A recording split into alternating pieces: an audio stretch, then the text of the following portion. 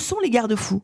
Il y a des opposants qui ont signalé des choses au procureur de la République, à la préfecture. Il ne s'est jamais rien passé. Moi, j'ai eu des gens qui m'ont raconté que Thierry Meignen, il était très peu au Sénat. Il est sénateur aujourd'hui. Qu'est-ce qui se passe? Il est très peu au Sénat, mais il est beaucoup au Blanc-Ménil. Donc en fait, il tire ses indemnités du Sénat.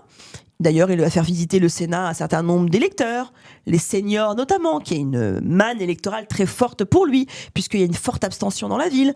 Et puis, il va aller déjeuner avec Sarah Knafo à la cantine du Sénat. Donc, il va s'organiser politiquement aussi grâce au Sénat.